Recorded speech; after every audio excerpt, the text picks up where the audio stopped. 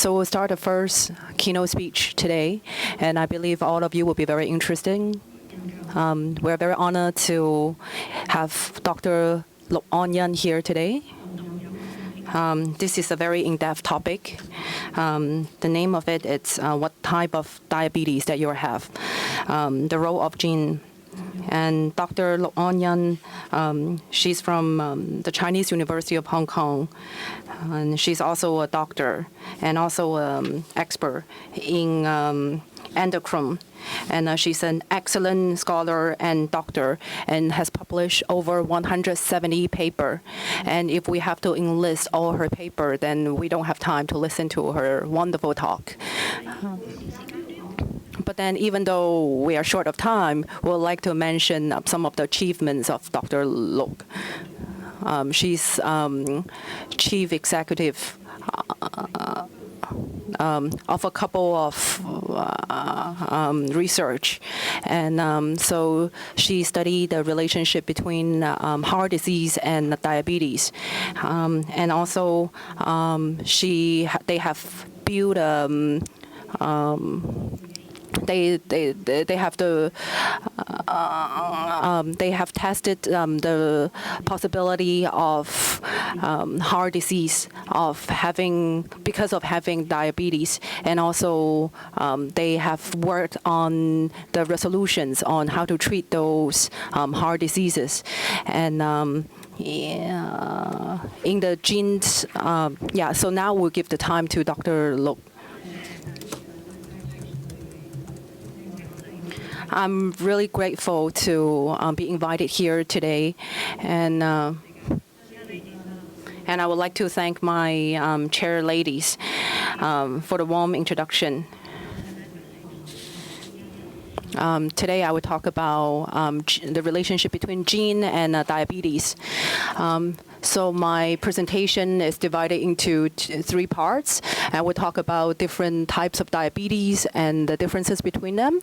And the second part is that I will talk about the reasons that cause diabetes. And then the third part that I would like to talk about the clinical part of operating diabetes. And I believe all of you are very familiar with diabetes. There are people who are diagnosed with diabetes, and also people with family members of diabetes. And as we all know, there are two types of diabetes, type 1 and type 2. But there are also different types of diabetes, latent automutation diabetes. So it's like a complex integration of both type 1 and type 2 diabetes. And so people call it type 1.5 diabetes, but then we rarely use this name anymore. There's also called single gene diabetes. The reason is because of the gene mutation. There's also secondary diabetes because there are other diseases that trigger the increase of glucose level. So, for example, the insular cancer or the inflammation of insula can cause this secondary diabetes. For example, if the cholesterol level is too high, or if there's too high hormone level of the high thyroid, then it can also cause this kind of diabetes. And also, there are also kind of diseases that can increase the possibility of diabetes, including tuberculosis. The cause of diabetes also depends on the population. If people are younger than 20 years old, then 40% of them have type 1 diabetes and 50% of type 2. And then if it's for latent diabetes, most of them are adults. So it's not related to the age. So if we look at the whole population in general, we can see that type 1 diabetes only accounts for 2% of the whole population of the patients. Most of them are type 2. The single gene diabetes is only 2 to 3%, and then secondary diabetes accounts for 7 to 8%. Type 1 diabetes is because of the immune system. There's something wrong. So it kind of destruct the beta cells in our pancreas. So we cannot, the pancreas cannot create an insulin. And the age that occurred, diabetes is usually 10 to 15-year-old, and the patients usually tend to be slimmer, and usually because they have the ketoacidosis, so they have to be treated with insulin. And the type 1 and type 2 are quite different. Type 2 is not because people have type 2 diabetes not because they have the gene mutation. People have type 2 diabetes because there is this anti-insulin. There is resistant to the insulin, and our pancreas cannot help to create more insulin, so the insulin becomes insufficient. And the outbreak, and usually people have type 2 diabetes at their 50s and 60s, and most of the patients are overweight. When they do screening, body checks, blood tests, they find that they have diabetes, or some of them find out that they have diabetes when they have blood vision or go to the toilet frequently. Usually, people can take the medicine when they first diagnose, but then later on, they may need to inject insulin. This is quite a new study, and they use big data to as a model as to see the outbreak of diabetes in the whole world. You can see that the type 1 diabetes, at the very beginning, the researchers thought that the outbreak it's range from age 10 to 15, but then we find that there's a bimodal disease. If we look at the red line, then we find that the outbreak of diabetes occurs every 110,000 people.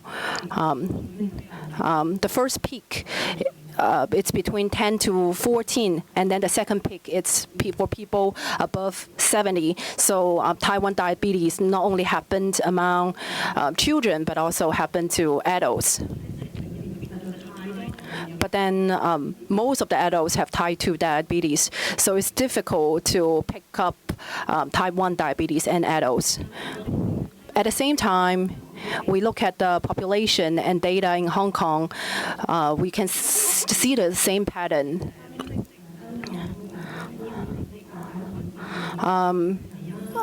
Out of data from 500,000, we find that 2,700 people have type 1 diabetes, and 40% of them have diabetes, have this disease at the age of 40, 50 to 80, 50. So as we can see, most of them actually, 40%, actually 60% of them have type 1 diabetes in the adulthood, but only 40% of them have type 1 in their when they're children. And as we can see, the risks of having diabetes, we can see that the children, the ketoacidosis for children has 50% chance higher than adults.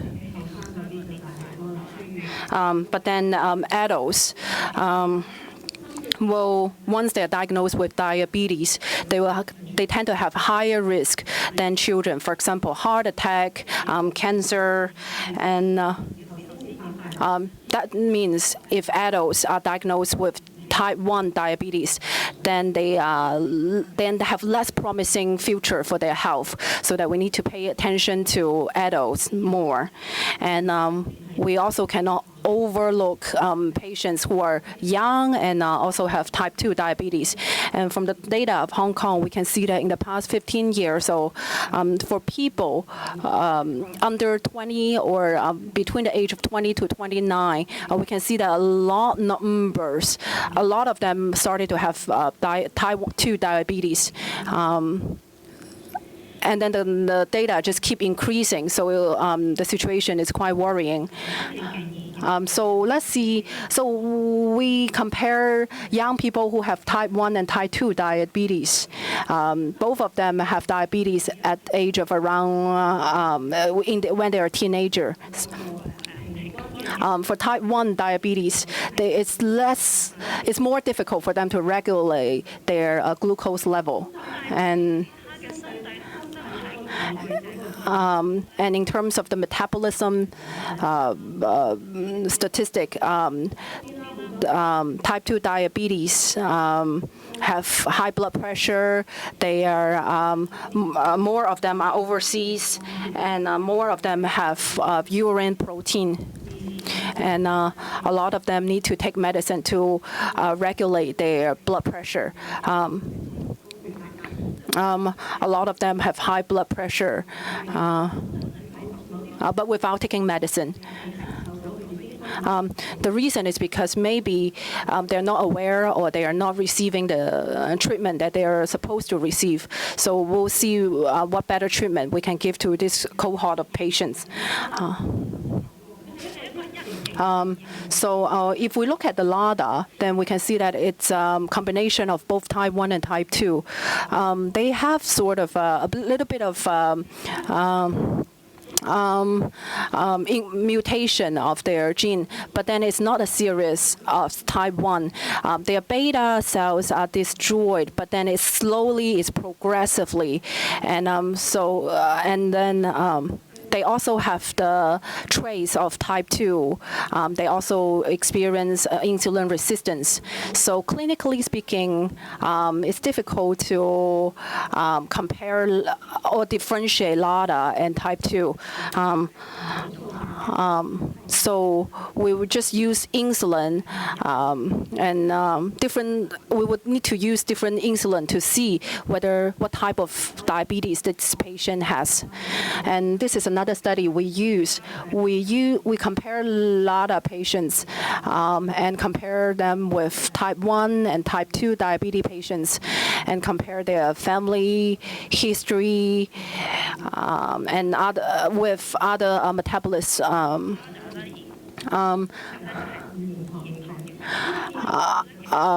The purple color is the second type diabetes, and the first row belongs to LADA. The second row belongs to first diabetes. We cannot just we cannot differentiate whether this person has LADA based on their weight, based on their blood pressure. But most of people who have LADA have history that family members have diabetes. So although it's difficult to differentiate them clinically, but then the pathology is quite different from type 2, because people who have LADA, they have progressed. The speed of beta destruction is much faster than other type. There is another treatment called Safana, and then we use it to other patients. But then we advise people to use them cautiously, because using this medicine will even speed up the destruction of the beta cells. We'll just now talk about anti-islet antibodies. These antibodies shows the tendency of their autoimmune system. Different types of antibodies target different beta cells. And generally, we will check anti-GAD, GAD, which stands for glutamic decarboxylate, GAD. We very often target this because it remains positive in the body for a longer time, for a relatively longer time. So if that person has diabetes for 10 years or more, we can still rely on this anti-GAD to see if this person has the ladder or type 2 diabetes. Other types of antibodies include all these Z-anti-8 and IA2A or IAA. Well, it shows that most Chinese people have a positive response to this. For monogenic diabetes, because it's caused by mutation in a single gene, its inheritance is quite dominant in most cases. Well, for our genes, half from our mother, half from the father. If it is latent, then it means that both the genes from both parents will have mutation, and that causes this type of diabetes in the child. If only one, so monogenic diabetes is often inherited by a autosomal dominance, and offsprings have 50% chances of having monogenic diabetes. For this type of diabetes, it accounts for about 2 to 3% of all cases of diabetes. Among the younger population, the proportion is higher. For this type of diabetes, we can also split them into two major types. Well, some genes affect directly the beta cell, whereas others may cause insulin resistance. The most common type of monogenic diabetes are GCK modi. The other type is transcription factor modi. And the rest are rarer cases. For the clinical features, mostly the onset start below the age of 40, and people with strong family history of diabetes, for instance, in 2 or more generations, they will often have this, and they rarely present diabetic ketoacidosis. They are quite lean, and there is no apparent metabolic features. This is a very dated publication. I wasn't involved in this. This is a family tree. A patient has this HNF1 alpha mutation. She's a lady, age 19. The onset started at 19, and when she came to our clinic, she was 31 years old, and she had a lot of different complications because of diabetes. And then we investigated further. We found that among her siblings, among the 6 siblings, 3 of them had diabetes. Their mother and also the mother's family also suffered from diabetes. So this is the family tree, and they actually had the onset at a very young age. So if you look at this family tree, we can see that this is a very apparent monogenic diabetes. Well, in the past, we often used family tree in order to understand whether a person has a higher possibility of suffering from this kind of diabetes. But then nowadays, people do not have such a big family, so it's more difficult for us to draw a family tree. So in the future, I don't think we can continue to use this type of method, because people nowadays have much smaller families.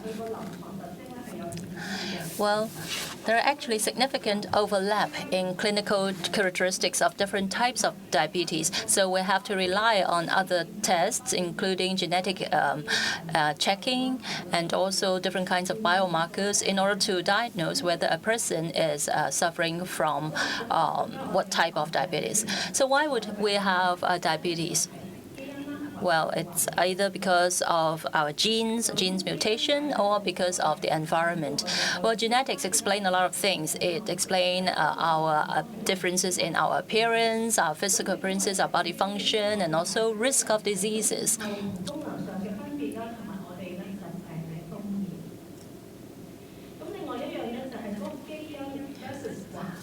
Well, the genetics versus environment, if we compare both, we find that there are relative contribution of genetics versus environment differs by diabetes types with inter-individual differences. Well, for some patients, the genetics may play a bigger role. For other patients, maybe the environment factors have a bigger influence. So it's different among individuals. So after we understand this differentiation, we will be able to decide what sort of treatment a particular patient should receive. As mentioned about the genetic contribution to different types of diabetes are different. For type 2 diabetes, the genetic contribution is much bigger than type 1. If in your family, actually no members had suffered from diabetes, the risk of you having type 2 is about 10%. If either one of your parents had diabetes, then you will have 30% of having diabetes. If your siblings have that, you will have 40% of having diabetes. If both your parents have diabetes, then you will have a 70% of suffering from it. If your twin sibling has diabetes, then the other twin member would also have a high risk of suffering from type 2 diabetes. When you look at type 1, the percentage is much lower. For those with no family history, it's about 1%. For diabetes in either parent, it's only 4 to 5%. For those in sibling, then you will have 5% of having type 1. If either one of your parents have diabetes, then you will have 10 to 25% of acquiring it. If you have a twin member having it, then you have 50% of suffering from type 1. So these data are collected among Caucasians. So we still do not have the data for Chinese people. But it's not as simple as that. If we talk about type 1 diabetes, the risk is higher if father versus mother had type 1 diabetes. There's just a difference of 4 to 5%. Of course, you may argue that this is just very slight, but then this is based on our research. If mother has type 1 diabetes, if she gives birth to a child at below the age of 25, then the risk of type 1 diabetes in offspring is 5%. But if she gives birth above the age of 25, then her offspring will be lower to 1%. And the risk is high if parents develop diabetes in childhood. And if the parents had diabetes at a later age, then the risk is lower in their offspring of having diabetes. Well, these are just some data and our research output. We don't have to bear that in mind. We don't have to memorize them. This is just a general guidance for you all. And just a kind of overall picture. Well, actually, the difference between 5% to 10% is actually not that big. And also, it differs among individuals. In addition to family history, we can also look at some antibodies in order to predict whether a person would develop with a higher chance of developing diabetes. For type 1, 3 to 5% of first-degree relatives of patients with type 1 diabetes carry anti-islet antibodies. Husband is not a direct family member. If you have the 5-year probability of type 1 is 6 to 12% if people with one antibody, and 25 to 40% in those with multiple antibodies. So if a person has different types of antibodies, then they will have a higher risk of developing diabetes. Well, just now a colleague asked if we should check all these factors. Well, if you want to assess whether a person has a high risk of developing diabetes, then you have to check more than one antibodies. There are also lots of international recommendations on the treatment of diabetes. If a person has 2 or more antibodies, then they would be considered as having stage 1 diabetes, though they have not crossed the margin. However, if there are more than 2 antibodies, then they would be regarded as having stage 1 diabetes. Professor Chow will later on tell us more about the development of type 1 diabetes, the prevention of it. For type 2, as I mentioned, there's a contribution of a family history of diabetes. For those who have such a family history, it will also affect the onset of the age. For those with family history, they would have the onset of diabetes about 5 years earlier. For parents, both parents with diabetes, then the offspring will normally have the onset of 8 years earlier. So that's quite a big difference. Okay, so far, are you following me? Okay, thank you. Let's take a minute to relax. All right, let's continue. I'd like to revise some of our biology, what we have learned in our biology class. As we understand our basic cell, we have amino acids, about 20 kinds of amino acids in our body. It's like the building blocks to become proteins in our body. And then with protein and other minerals, living cells will be formed, and with that we will have tissues, and then which will develop into our organs, different organs in our body. For proteins, they are usually formed by scores to multiple few hundreds of amino acids. In the course of formation, they have very perfect, must have perfect combination of the necessary or essential acids. So these are our DNAs. This is the blueprint for us to produce our proteins in our body. It also decides or affects our physical appearance and also organ functions and so forth. This is DNA, which is very important to our body. It's formed by nucleotide.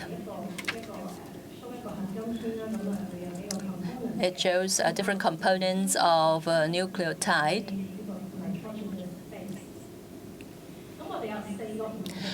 There are 4 different bases. We use 4 English letters to represent them, A, T, G, and C. For DNA, they are formed by nucleotide. There are 2 strands.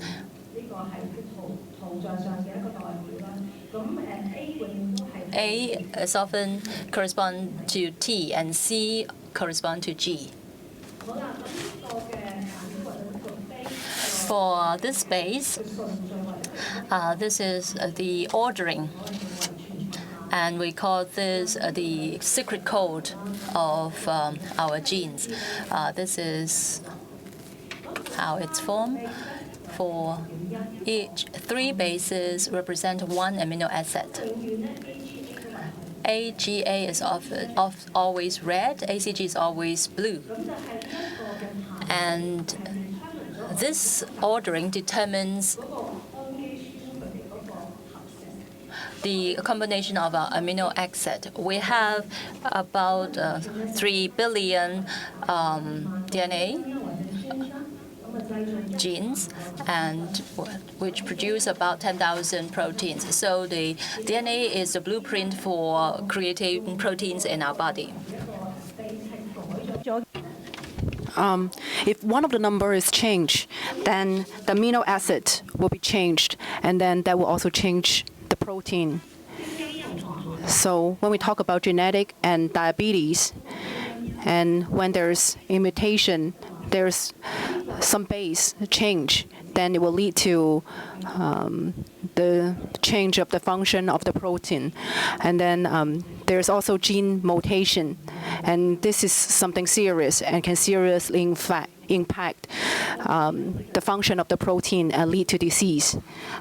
Just now, we mentioned monogenic diabetes.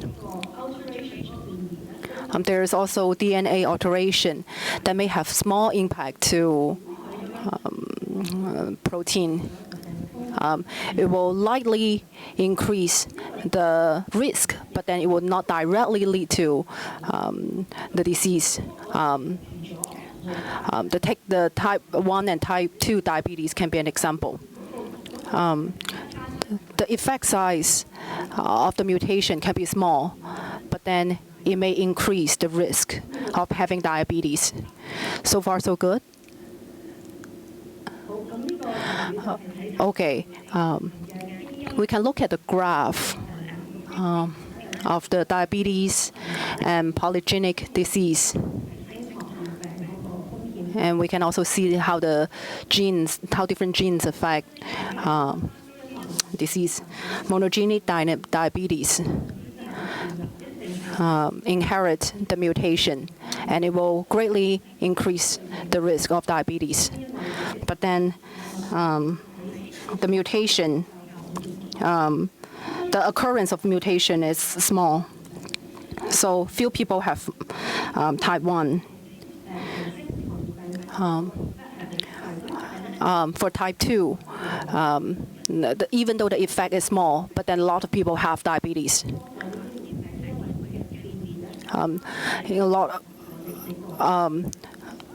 So the sum up of the number is the inheritance. So when we have diabetes and then we have problems in our pancreas, actually the diabetes name is misleading, but then it's actually we got problems in pancreas. The pancreas weighs 60 grams. It's just like a golf ball. 10% of the cells are beta cells that will secrete the insulin. And the receptor, when it link with the insulin, and that the insulin can help the glucose to go inside the cells of the blood. The position of the gene and the type 2 diabetes is related to the beta cells and the role of the protein. So a lot of 400 heredity position is related to cause diabetes, type 2 diabetes.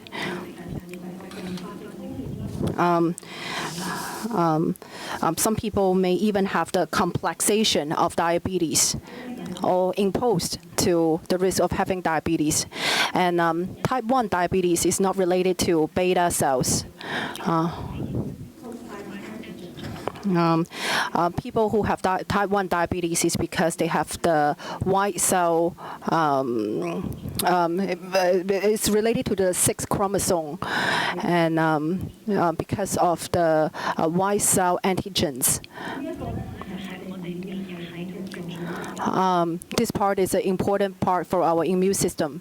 When we talk about type 1 disease, is autoimmune disease. So the related genes, will affect the protein, the function of protein. When we look at HLA for type 1 diabetes, it's related to R1 and RQ region. And research now show that it's also related to ACE. And then some deeper gene analysis also suggests that apart from HLA, there are also dozens of heredity spots that are related. So we need to see the factors of HLA and non-HLA so as to predict the possibility of the person have type 1 diabetes. And these are some of the examples from the literature.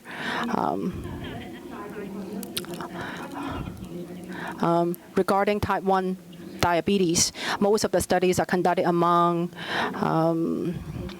the Westerners, and the related studies are few in Chinese. Most of the studies are conducted among. So we need more studies so as to predict Chinese people's chance of having type 1 diabetes. And the last part, I would like to talk about the clinical insights, genetic sequencing. Will help us to see whether there's genetic mutation, so as to see whether the person will have monogenic diabetes. There is also the monogenic method, and then to see whether the chance of the person to have diabetes and the diabetes complexion. Diabetes and monogenic diabetes, most of the time, a lot of time are misdiagnosed. Even though there are, even though a lot of labs have been conducting the diagnosis, but sometimes this type of monogenic diabetes has not been picked up because clinically it's difficult to identify. A lot of children actually have monogenic diabetes, but then they are misunderstood as first diabetes. People ask, why not do the genetic test? But then because this test is very expensive and it's not affordable for many patients, so that's why genetic sequencing test is not popular yet. But hopefully one day the cost may go down, and then it will be pricely affordable for everyone. And what if we check? And then how can it help people if we do this kind of test? So the treatment can be GCK MODI for people, and people do not need to take medication. If they have transcriptive motive, then they can use Eufira. It works great for those patients. And so we can change it to this kind of medication that help to reduce the glucose level. Different types of monogenic diabetes, they have different risks. So we need to know, if we know that what type of mutation it has, then we need to provide treatment. Once we pick up the patient has monogenic diabetes and we understand that this patient has the mutation, gene mutation, then we can understand the patient's family history. We can know the parents, maybe the siblings' history. So we can have implication for the family history. So we will advise the patient to inform the family members, and then so other family members are also informed, and to do the DNA test. The test is simple. They can prick the finger or to use saliva to do the test. And the report is quite complicated. It's not just positive or negative. And so the report may describe where the mutation is, what impact it has bring. So you need doctors to explain to the patient. So this test is once for all. And once you get the test, then you can use this test for the result for the whole life. How do we know the polygenic risk score? So the researchers recruit over 10,000 patients with and people with and without diabetes, and then find what sort of genes are related to diabetes, and we also compare where are the genes, and then to add all the composition of the genes up together. So we know from this, we know the possibility of the risk of the diabetes. So from this data, we know that people may have risk of diabetes. If they mate, what type they may have, type 1 or type 2. If people already have diabetes, then we can give them another kind of risk factors. So we'll give them another score for diabetes complexion. People may have diabetes eye, diabetes liver, kidney. And also, we can predict which medicine may work best for what types of patients. In future, we hope the treatment can be individualized. What kind of people are can benefit most from the genetic test?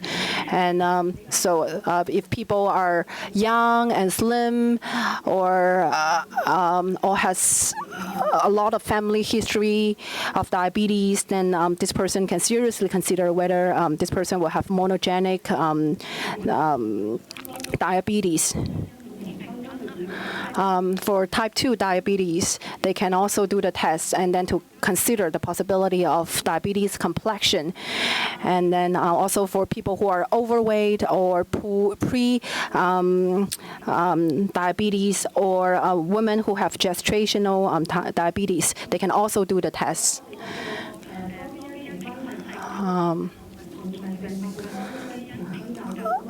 If the score is high, then what does it represent? We encourage patients to actively control their glucose level, and then the blood pressure, and then to regulate their lifestyles, and also to consider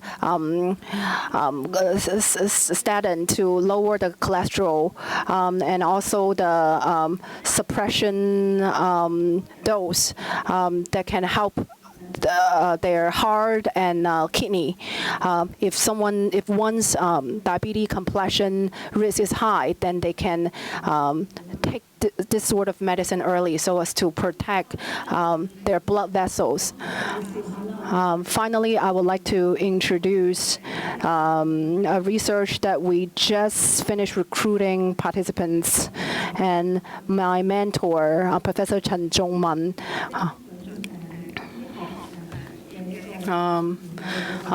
This research is called PRECISE study. Just now we study antibodies, and this study precisely want to see what sort of antibodies help patients and how. If we measure all these markers of the young people, and then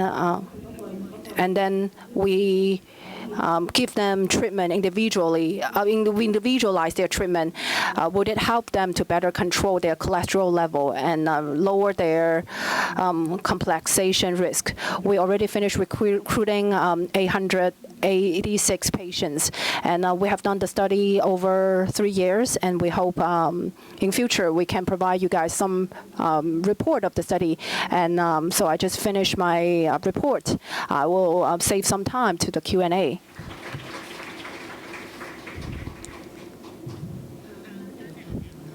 Thank you, Professor Luk, for the wonderful talk. And I also learned a lot, and I also learned the latest information. And I wonder whether the audience here have any questions.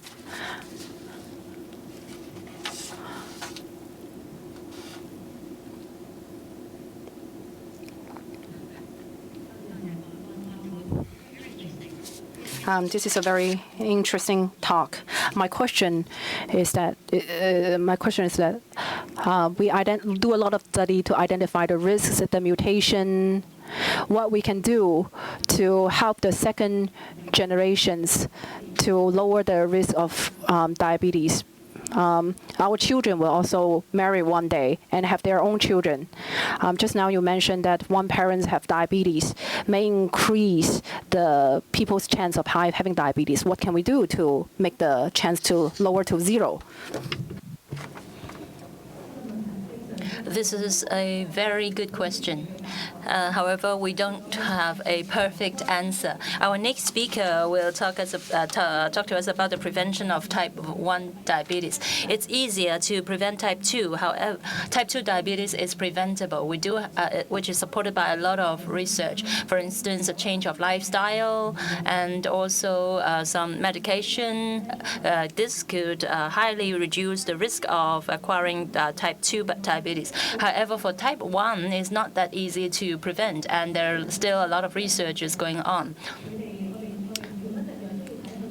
And also, we have to consider the risks versus the benefits of certain medications. So there are still lots of things to consider in regards to the prevention of type 1. As I mentioned, in type 1, there are lots of complications. We should look at family history and also other factors.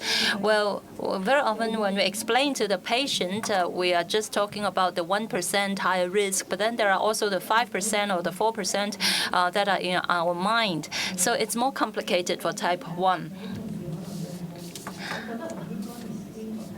Well, some medical professionals even think that there shouldn't be any screening for type 1, because if you have a screening, you should have a prevention in order before you screen the patients. But then other school of thought thinks that it's okay to screen for type 1 diabetes, even though we do not have a perfect prevention methodology yet. So your question is really very good. However, at this moment, I'm sorry I can't give you a perfect answer because this is still an unknown area. I do have another question. May I? I understand that overseas there are already different type of technologies. For instance, for genetic altering, can you alter our genetics in order to prevent this sort of medicine? Because a lot of genetic disorders can be prevented by genetic altering. This has already been done overseas. Well, genetic altering. My understanding is that it's a kind of immunotherapy. If you really want to alter the person's genes, I really don't know how effective that would be in preventing future diseases. Professor Luke, I'm Jason Hong. Well, after listening to your sharing, I really have learned a lot. My daughter has type 1 diabetes, and my father had type 2. Myself and my twin brother do not have diabetes, fortunately. Well, after listening to your talk and your showing of the family trees, I really have thought of a lot of things. Nowadays in Hong Kong, in the public hospitals, all doctors are therapy-oriented. They would not go deep to investigate the family tree of the patient. It's actually quite difficult. For private doctors, well, basically, they are also therapy-oriented. They wouldn't do that either. So they really won't study the patient's family members and to draw a family tree and so forth. So my question is that if myself and my wife want to do a test, a genetic test, and also my twin brother would, or maybe my family, my children, and also my brother and his children, if we all want to do a test, such a genetic test, what is your suggestion? How can we do it in a speedy manner? Shall we seek help from the Hong Kong Diabetes Association, or contact you or your team? Could you share with us? Well, at our university, well, not just our university, actually, we understand that there are some services provided by laboratories. There are different types of genetic testing, including monogenic diabetes screening. If I remember correctly, they will check 30-odd genes to see if there are mutations. There are also different kinds of genetic tests provided by these labs. So it depends on the patient's or the individual's situation to decide what sort of screening should be undertaken. It also have to see what sort of purpose a person may already have diabetes, and the person wants to know what type it is. And there are other people who want to just to have a prediction. Thank you very much.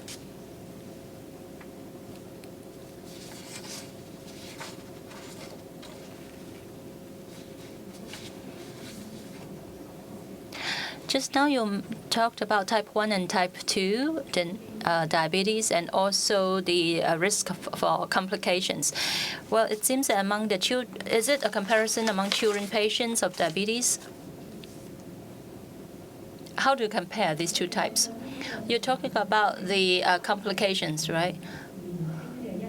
It's a comparison between adult type 1 and also children type 1 patients. Well, one group is below 20, the other is 20 to 39, the third group is about 39 onset age. So we look at or compare the risks of the future complications among these three groups. We looked at type 1 versus type 2 diabetes among patients. For type 2, the situation is worse.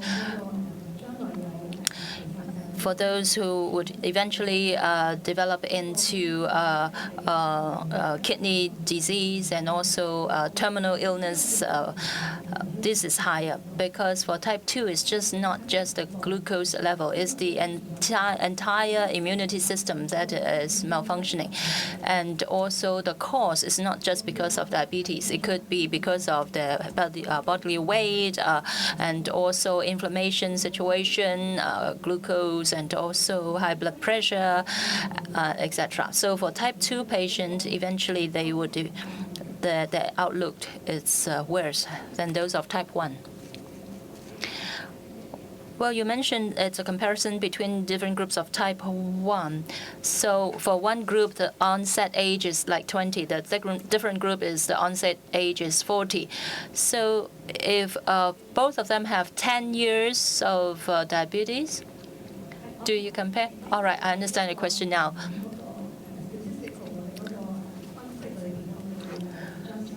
We would adjust for the disease duration of these patients.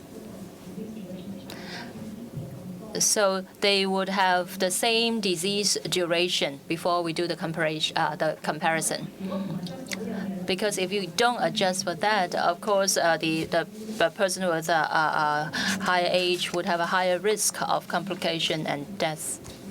Thank you very much. Thank you very much for your questions, and thank you, Professor Luke.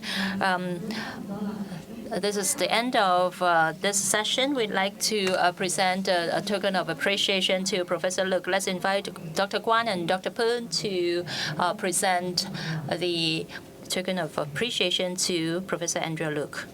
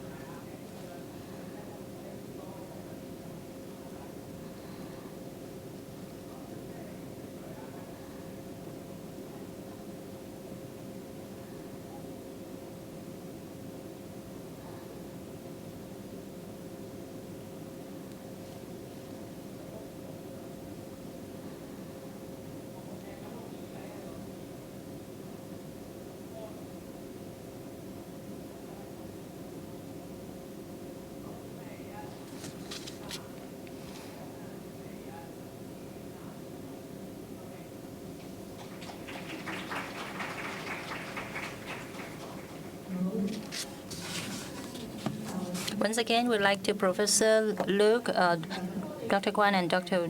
Oh. Let's continue the second part of the conference. We will have a talk shared by Assistant Professor Elaine Chow from CUHK. The theme is, Can Immunotherapy Stop Type 1 Diabetes? Professor Chow is Assistant Professor from CUHK. And our facilitator for this session is Dr. Tong Yut Ling and also Dr. Poon Wing Yu. Thank you, Jenny. Good afternoon. I am Dr. Tong. I will continue to facilitate this session with Dr. Poon. The second session, we are very glad to have invited from CUHK Assistant Professor Elaine Chow, who is from Phase 1 Clinical Trial Center of CUHK. Professor Chow would share with us about can immunotherapy stop type 1 diabetes. Thank you. Thank you very much. I'd like to thank YDA and also Hong Kong Children's Hospital. I'm very honored to have this opportunity to share with you about our latest research on the therapies with a view to stopping type 1 diabetes. Well, about 30 years ago, we were thinking that perhaps we would be able to prevent type 1 diabetes. And up to now, I really think that we are more confident to share with you and to say yes to this. That is, we have some breakthrough in our research because we find that immunity therapy may be able, or immune therapies might be able to stop type 1 diabetes. My talk will be divided into different parts. First of all, I'd like to share with you about our research output, and we have deep understanding about the formation of type 1 diabetes. As Professor Luke has mentioned, there could be genetic mutations, environmental factors, and also the autoimmune system malfunctioning. Second part, I would like to share with you about the latest therapies and to see whether these kind of therapies can stop or prevent the development of type 1 diabetes. And the third part, I would like to talk to you about stem cell treatment. Can we make use of this treatment to help children and young diabetes patients? Let's start with a brief introduction about what is type 1 diabetes. It is actually a chronic autoimmune disease targeting the pancreatic beta cells, leading to insulin deficiency. If our pancreatic beta cells cannot create insulin, then the body will be deficient of insulin, and we have to, that's why, inject insulin in order to control the situation. Well, what causes type 1 diabetes? Generally speaking, there are three major types of factors. First of all is the genetic factors. We talked about HLA and also different types of genes. Second factor is the environmental factors.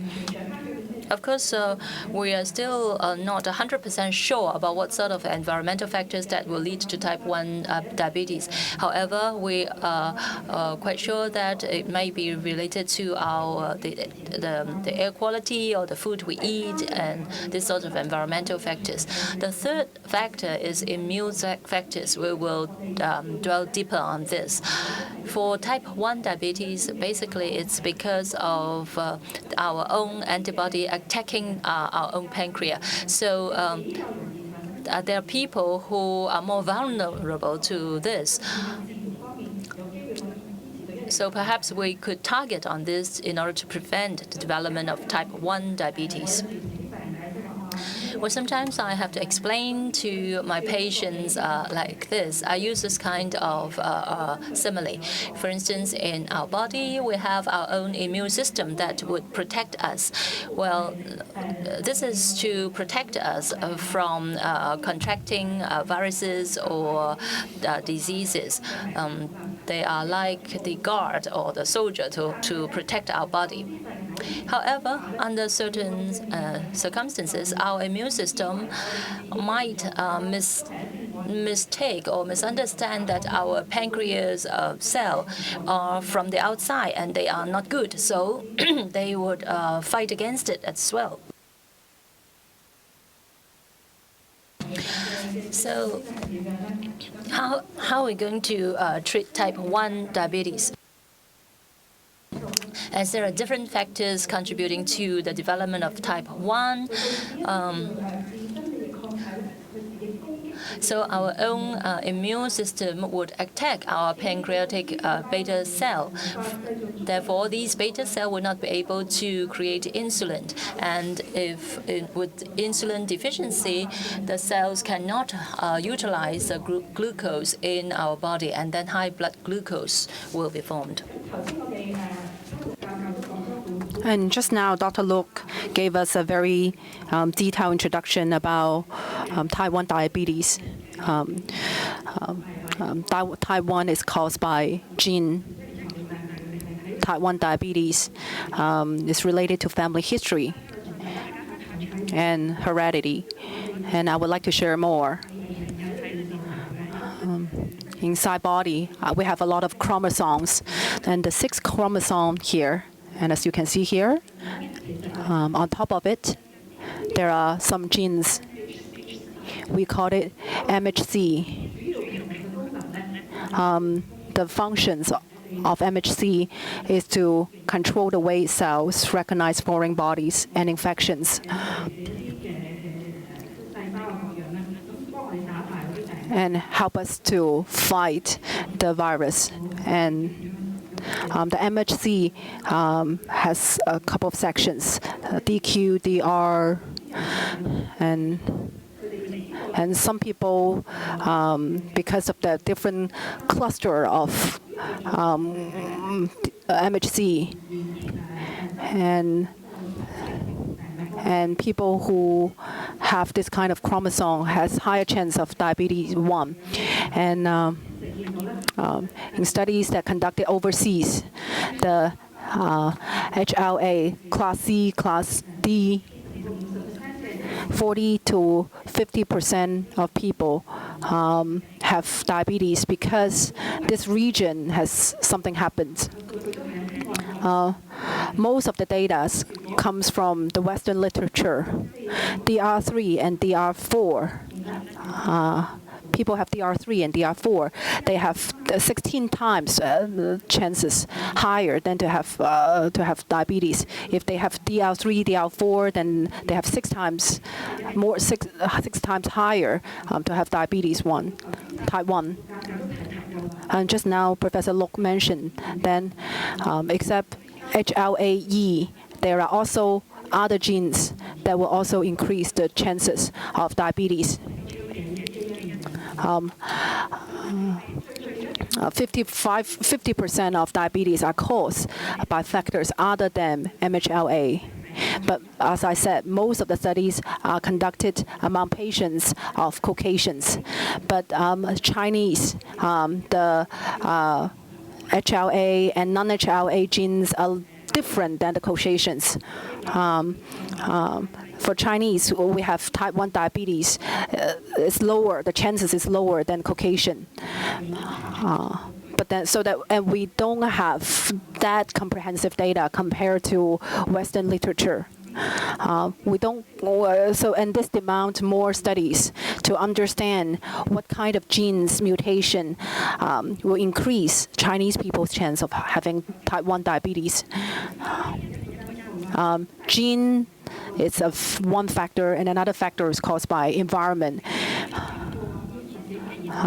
In the past 2 decades, a lot of studies with a lot of participants find that maybe it's related to food and the change of environment, but now we don't have definite conclusion yet.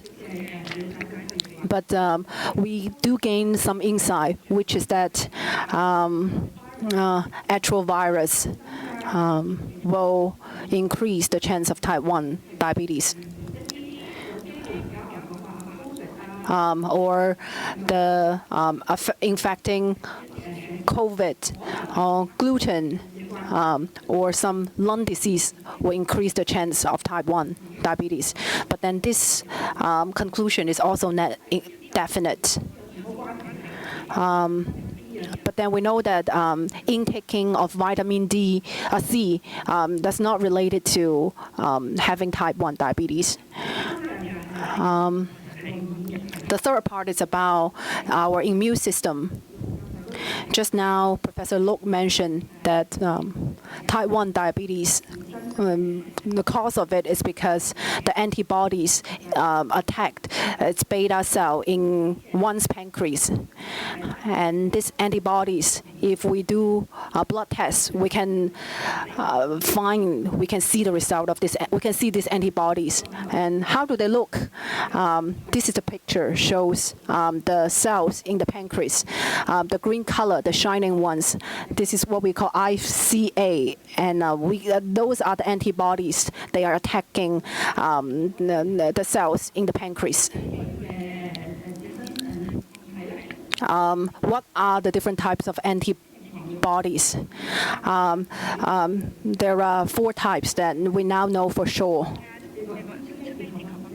We call it anti-GAD. This is the most common one, and then it can long last it in our body. And another one is called IAA. This antibody attacks the formation of insulin, so the body cannot create insulin. And then another time, zinc transporter, ZNT8, the third type. This is a very important antibodies among Chinese people. But then the tests for this, it's not commonly available yet. And the fourth type, it's called, and then the last one is the fourth type. And then we know that this 4 types is closely related to type 1 diabetes.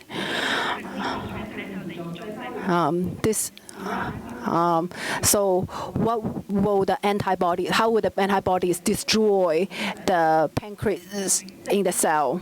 And the left side is the normal pancreas. You can see the cells are quite healthy. But then on the right-hand side, you can see it's from a patient's pancreas.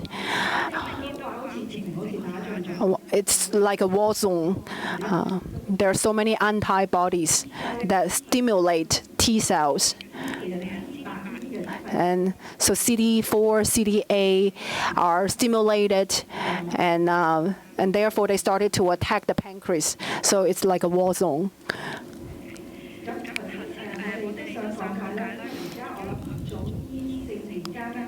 4 or 5 years ago, our understanding, compared to 4 or 5 years ago, we have much deeper understanding of type 1 diabetes now.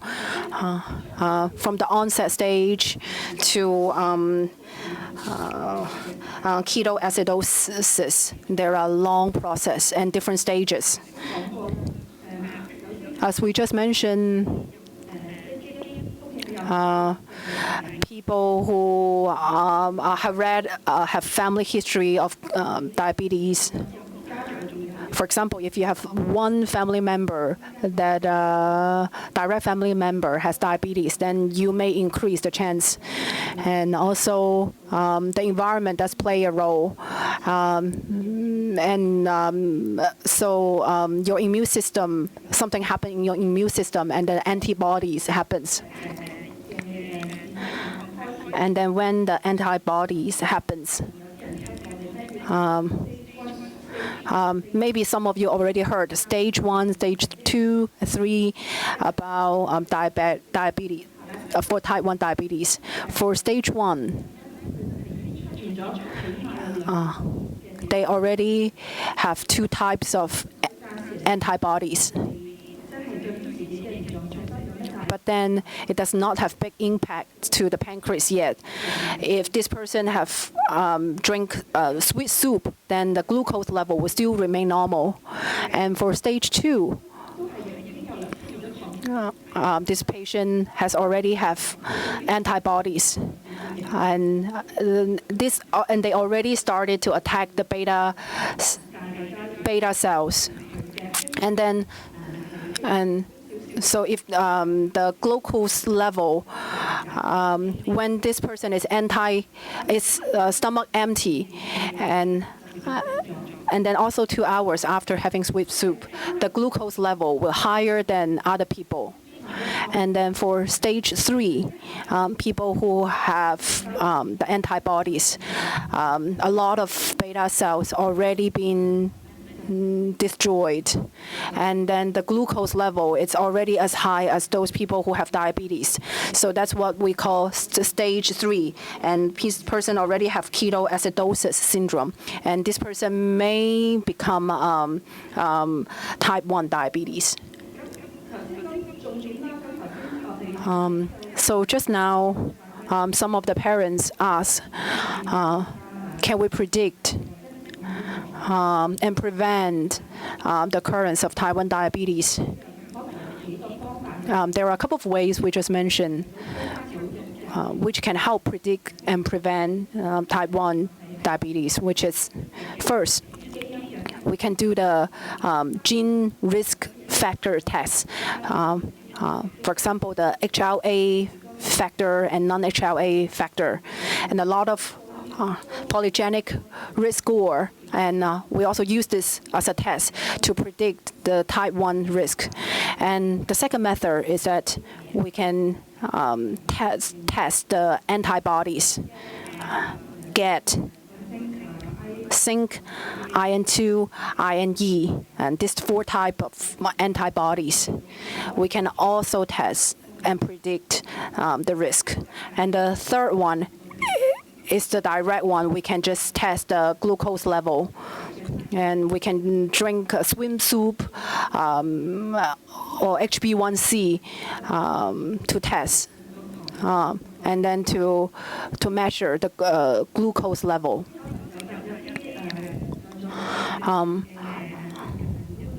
Just now, some audience asked, recently there are some methods in overseas, people do screening for type 1 and type 2. And I believe this is because those European countries, people have higher chance for type 1 diabetes. So that's why they use the screening method.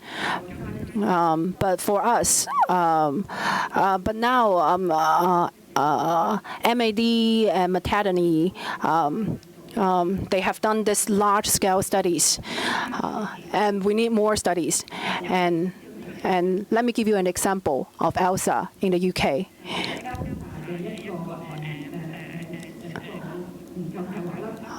This project plan is called ELSA, and it's targeting for young children.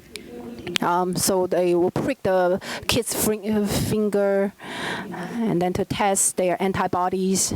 If they find that they are positive, then they will, and then these children will be invited again to do the blood test to find whether the antibodies exist.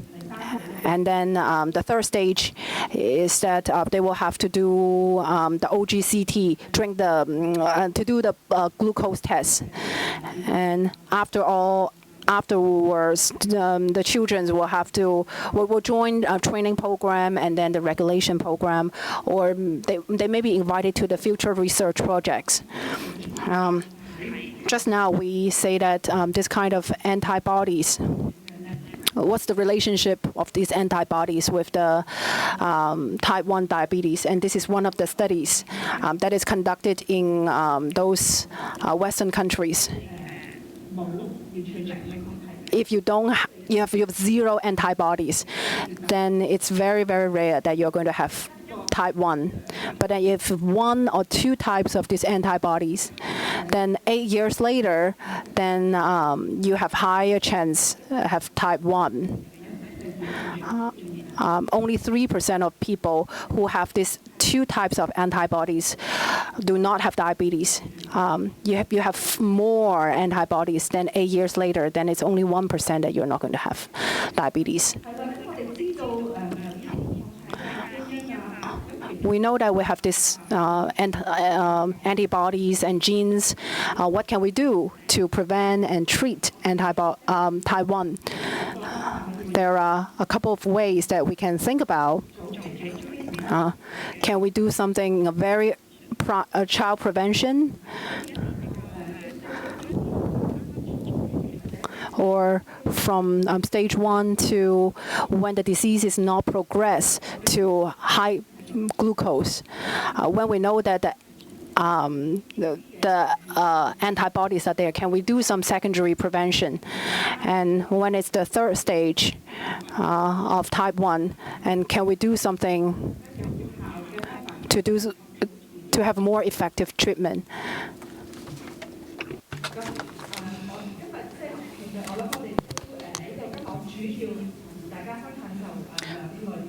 Well, my major sharing today is about two types of diabetes. As mentioned, type 1, it's basically because of the T cells that are attacking its own pancreatic cells. We could all perhaps use immune therapies to help control that situation. We also know that when a person has type 1 for quite a long time, then the beta cell numbers will be reduced quite substantially. Can we find ways to replace the beta cells, or perhaps use some kind of cell transplant in order to control the situation?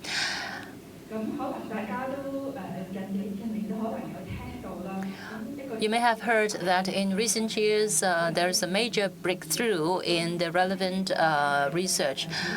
The FDA of the United States has approved the first ever agent to delay type 1 diabetes onset. This is really a major breakthrough. This medicine is called SEALD. It's a kind of anti-CD3 monoclonal body. It can delay the onset of clinical type 1 diabetes in people aged 8 years and older who are at high risk of developing diabetes. Well, what is the mechanism of this medicine?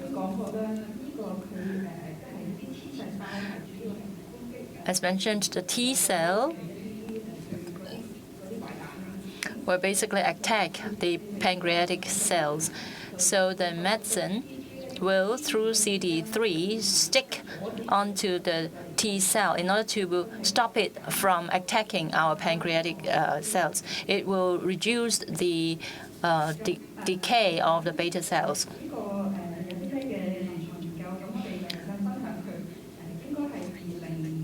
In 2019, there is a phase 2 trial of teplizumab, where basically they have patients of aged 8 or above.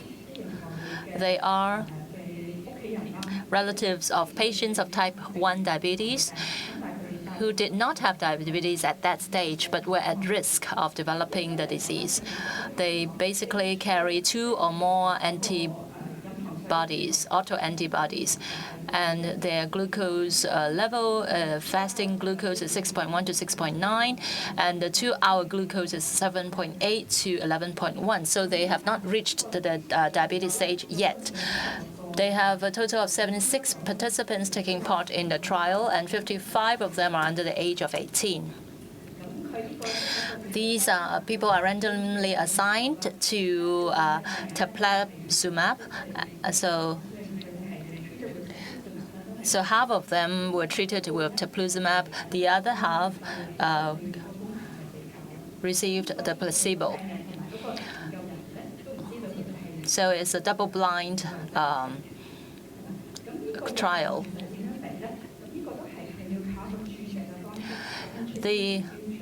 It is administered through intravenous infusion. They have to come back every 14 days to receive the jab.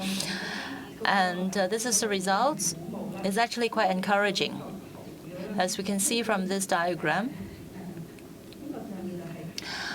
the blue chart are those receiving teplizumab. The red chart is those receiving placebo. For those with teplizumab, on average, there is a delay of the development of type 1 for 24 months. So, and on average, it's 48 months. that would develop type 1. For the placebo group, is 24 months of developing type 1. So there is about 2 years of delay for those receiving the medicine. Are there any side effects then?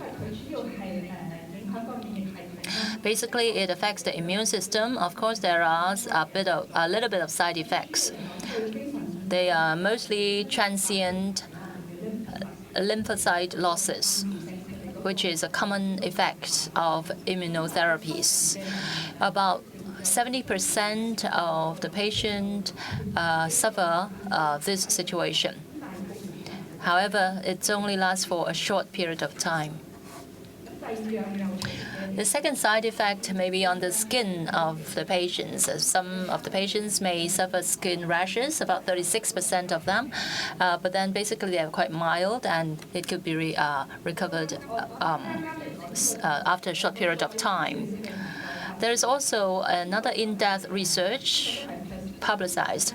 This is published in the New England Journal in October. These are the newly diagnosed type 1 diabetes patients conducted among these patients who are newly diagnosed as having type 1. They are also children and adolescents under the age of 18, and they have just recently been diagnosed with type 1. It's less than 6 months of diagnosis. So this is a larger scale trial than the previous one. 217 received teplizumab, 111 received placebo. Mean age is 12, and the A1C is about 9%, the baseline.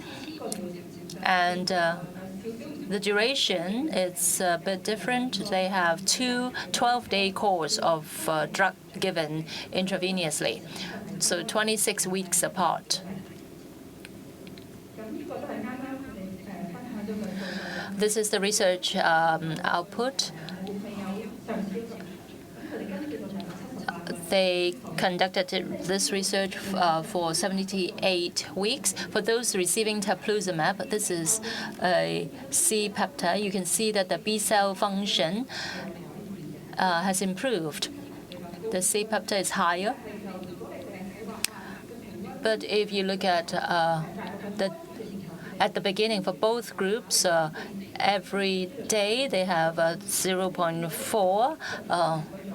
For the placebo group, there are less injection of insulin. However, they still have to depend on it, even though it's just a small amount. So we really feel encouraged because we feel that this is an FDA-approved medicine for preventing the onset of type 1 diabetes.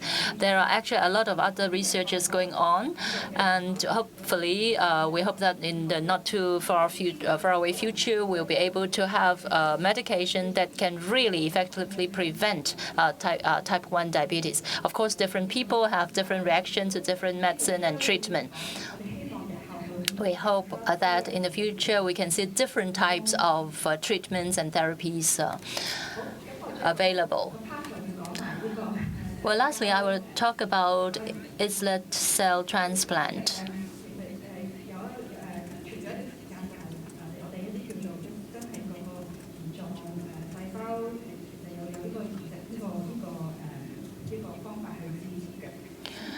This transplant method has been available for quite some time.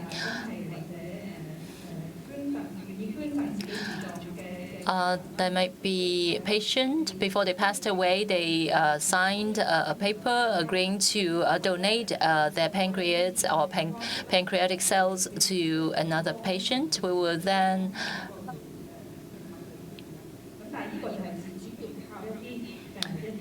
have this islet cell transplant. However, this really have to depend on the availability of the donors or organ donations people. Well, now we have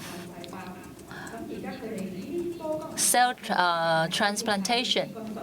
So we can do it in the lab, inside the lab, to culture the cells.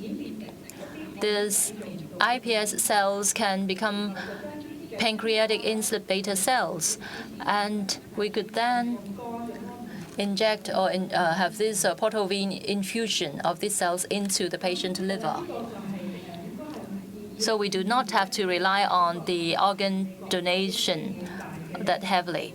Well, this is the publication or the report made during a major medical conference.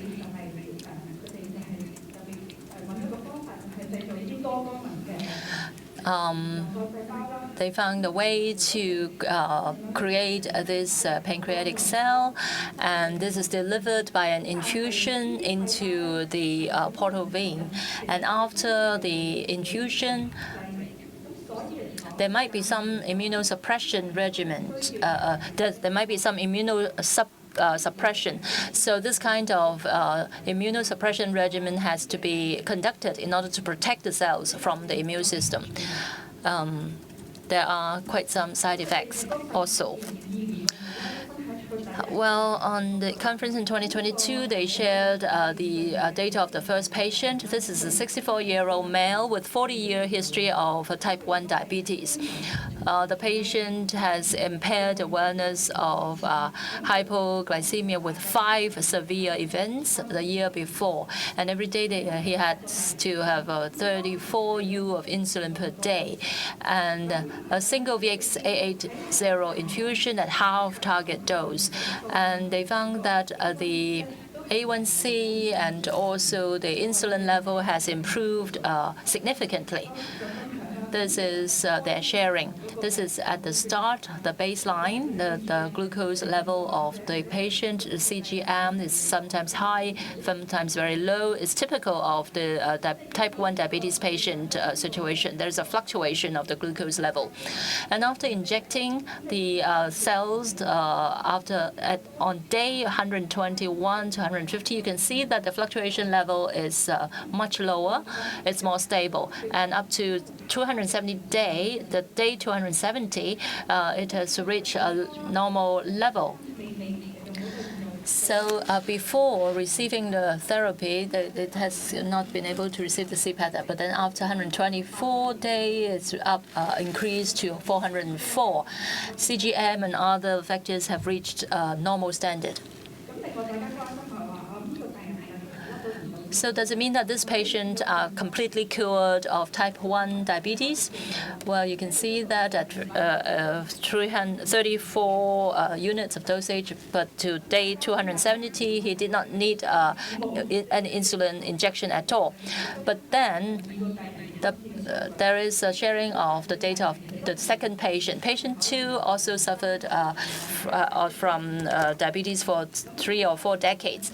At the beginning, he had to receive 25 units of insulin, and in day 150, there's a lower level of injection. However, he is still dependent on insulin injection. So it means that different patients have different reactions to this treatment. It doesn't mean that all can be free from the type 1 diabetes and do not need to have insulin injection at all. Well, afterwards, there are more data from Vertex. There's a phase 1 and phase 2 trial. There's patients 3, 4, and 5 who have used their full dosage of therapy. These are the initial data. Well, overall speaking, this is rather encouraging. We can see that from these patients, the A1C has reduced from 7 point something to 6 point something, and most of them have lowered the insulin injection level. For patient 2, however, he had discontinued the treatment because he couldn't bear the side effect. Well, this is my conclusion. I've shared with you the latest research development of the treatment or the delay of type 1 diabetes. And the development of type 1 diabetes is defined by different stages. And we are able to screen for autoantibodies in first-degree relatives and high-risk populations. And we have also seen quite promising treatments that may delay the onset of type 1 diabetes. At present, these screening or treatments are not available yet in Hong Kong, but hopefully we will be able to see them available very soon. We need more research to be conducted. And also, we understand that the type 1 diabetes among the Chinese population and the Caucasians are different. So we do need to conduct more research, especially among the Chinese population. Thank you very much for your attention. Thank you, Dr. Zhou. Thank you very much for your wonderful talk, and I learned a lot from you. And now the floor is open. Do the audience and the parents have any questions to ask Dr. Zhou?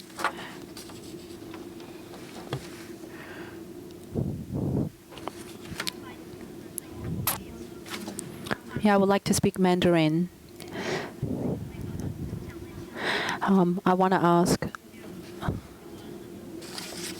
Zoom, the dosage of Zoom. What's the plan? For example, how regular we should inject it? Is it a yearly basis or a monthly basis? And I have another question. So is it FDA approved? Can the public and private hospitals prescribe this medicine, and how much is it going to cost? Taplusma, right? Yes. Can I answer you in Cantonese? Taplusma is only available in the U.S. It's registered by FDA. And it's used for people above age 8 for type 2 diabetes. But then Zub is not available in Hong Kong and other regions. Then I also want to ask how often they inject it. Just as we mentioned in the research in phase 2, for people who have type 2 diabetes but not yet have type 1 diabetes, they continuously inject Zub 14 days, once every day, just 2 weeks. And then afterward, no need. In phase 2 trial, that's what they do. But then for people who already have type 1 diabetes, then there will be 2 time periods. So there's some difference.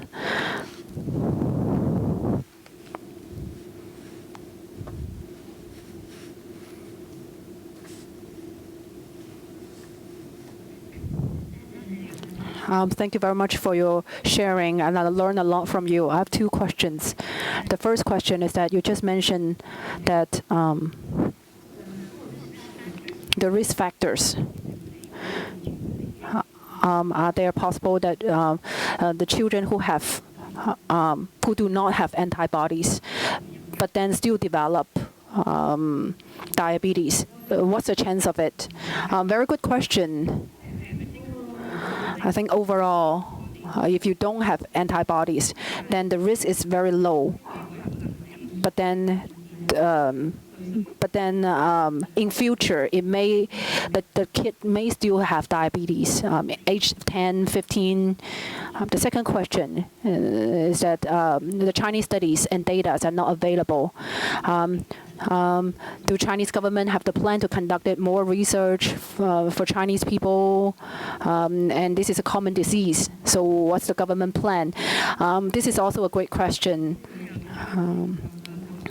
Quite a few studies are conducted in Hong Kong and in the Children's Hospital, and we have studies sponsored by Jockey Club, and then we study the genetic marks and what genetic marks will increase the risk of diabetes. And we also connected with organizations in mainland China, and they also have some large-scale studies, and they test the genes and autogene bodies tests. They also have studies related to and then we're looking forward to the findings of those research. I want to ask one more question. Likewise, can we collaborate more with overseas? In one of the slides from Dr. Lok, we work with Exeter. We General School. We want to understand more with those overseas organizations. We need more support from the government and from everyone so as to have more precise and effective treatment to patients. And I have a question. Dr. Chow, I have a question. Some parents are curious about the genetic test. YDA and CUHK has some study, and can you share some of the findings in the study? There are a couple of aspects we want to learn more. One of them is that we want to understand to what extent we find that there's HLA and non-HLA will affect the formation of type 1 diabetes, and we want to know which one is more effective. In the studies of overseas, DL3 and DL4 are directly related, but this is not the case for Chinese. And we also want to know more about what type of antibodies in Chinese, among Chinese people that are directly related to type 1 diabetes. And also, China, there are different groups of people, and then so the genetic can also be quite various. And so we also need more studies related to it.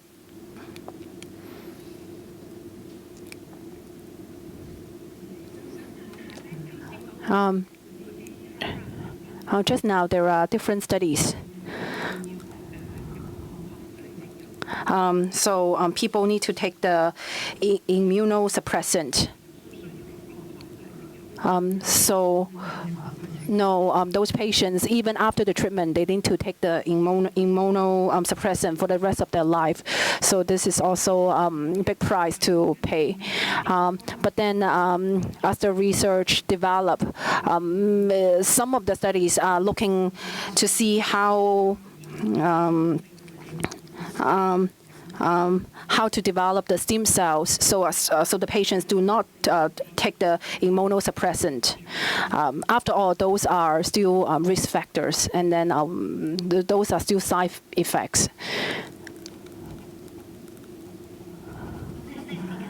I think time is almost up, and we need to conclude the second part of the speech.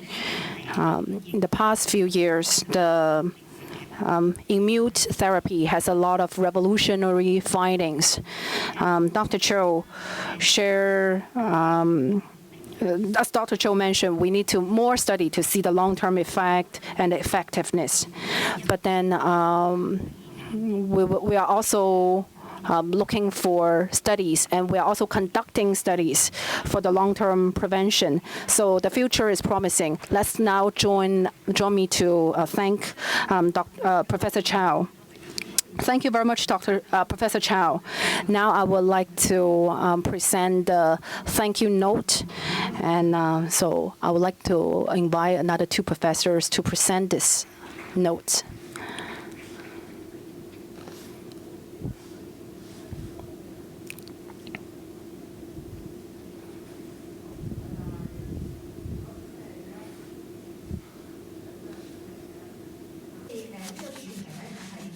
In this session, we will talk about the management of diabetes.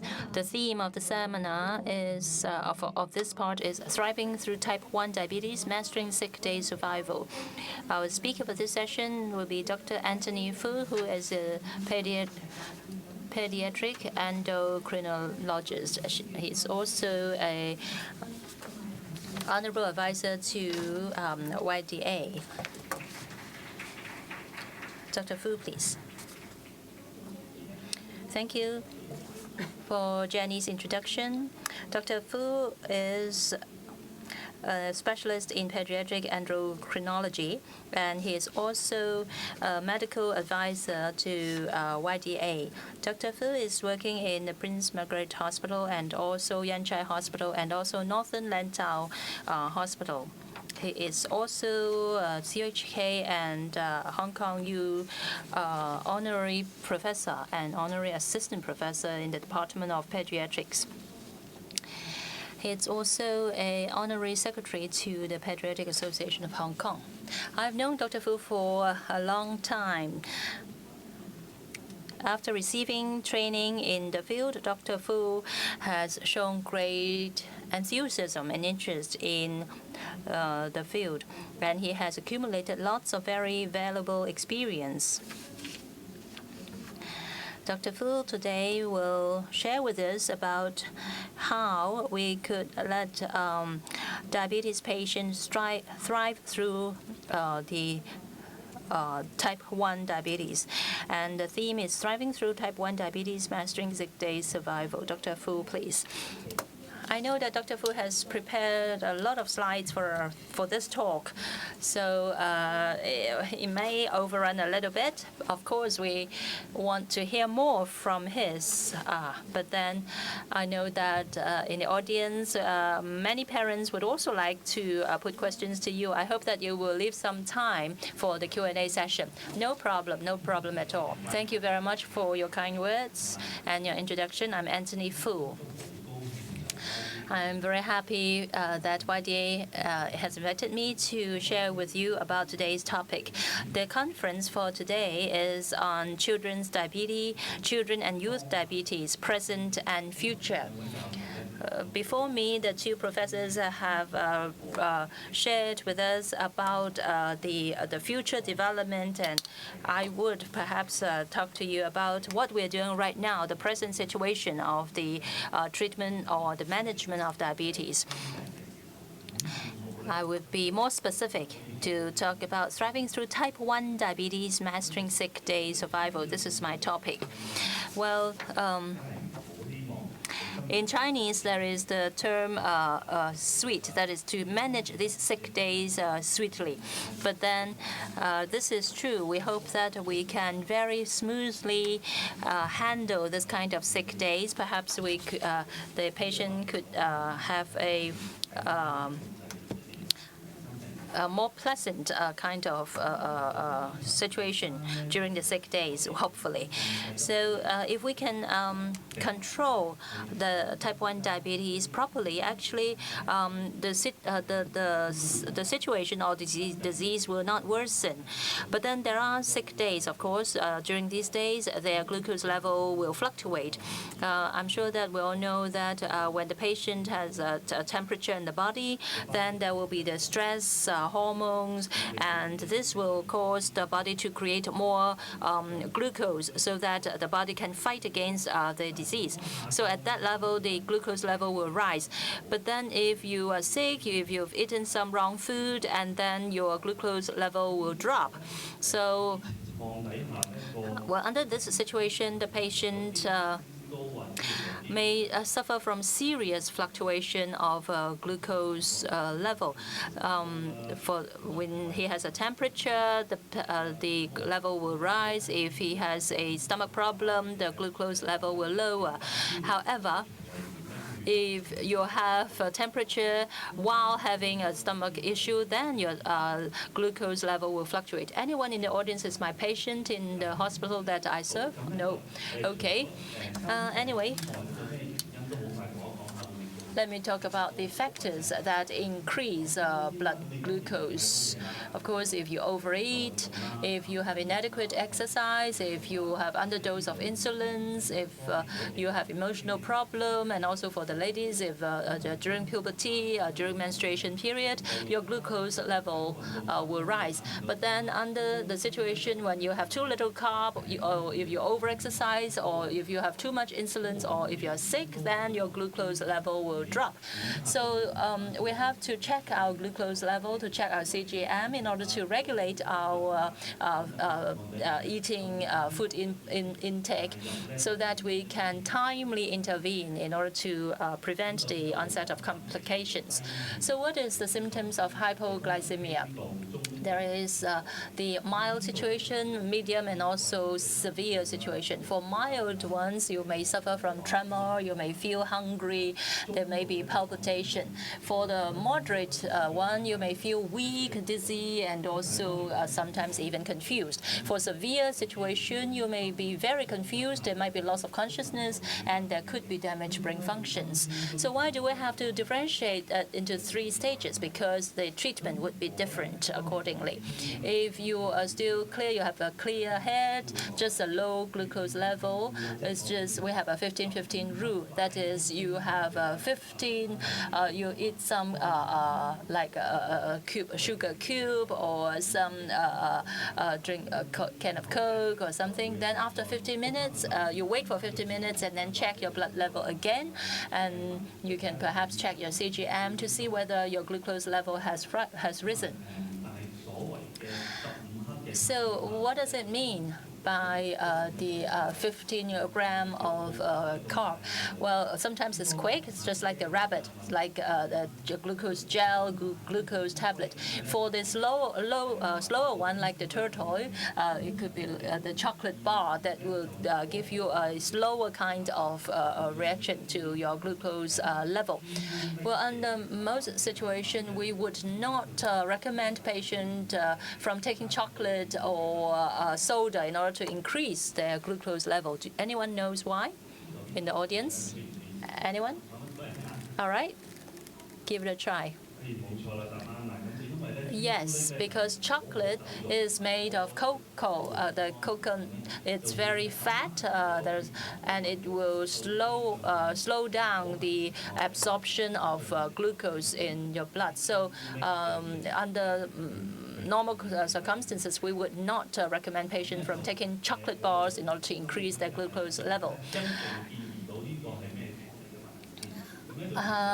We recommend this sort of candy. Of course, I'm not making advertisement. Why do I want to show this as an example for management of hypoglycemia? Because this is just a small packet. It comes in very small packets. It's easy for storage, and it could be sipped up after taking 1 or 2 candies. You can just sip it up, and it's covered with sugar, so it's easy to handle. And when I was young, of course I'm still young, when I was younger, and in the past, people like Teresa would teach us, I'm sorry I've exposed your age level. Well, Teresa would teach us to take the kind of candy, or the kind of fruit candy. It's like a chewing, it's like a kind of gum. But I feel that it's sticky, kind of very sticky. It is stuck to the candy. If you have shaky hands, it's very difficult for you to unwrap the candy. So it's not easy to manage. That's why I've chosen this brand of candy to treat hypoglycemia. Well, another advantage is that they have the same number of candies in one packet. I will teach the children to eat 10 candies in one go, but then after that he has to drink more water. You can eat candy, you can drink orange juice, or drink this kind of Coke. Why is this Coke good? It comes with sugar. Well, I suggest that the patient takes 1/3 or half a can. For 100 milliliter of Coke, there are carb 10.6 grams. So if you drink 1/3 or half a can, it could immediately treat your hypoglycemia situation. There are also other sort of food or drinks that you can take. This is proper juice. If you go to the public hospitals in Hong Kong, you would see this proper juice, because for apple juice is 17 gram, for orange juice is 20 gram. It's a bit expensive, but then you can buy it readily in the supermarket, and it comes in small packets, so it's just nice.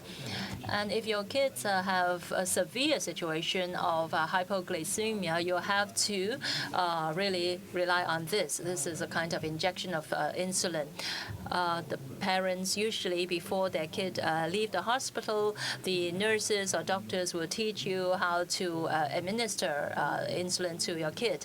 This is glucagon, injection of glucagon. There is it comes in a packet like this. You have to shake well, and you either inject half or the entire dose. So it depends on the weight of your kid and also the situation at that time. So you have to do according to the doctor's instruction. Should the children be allowed to do the injection on their own? Of course not.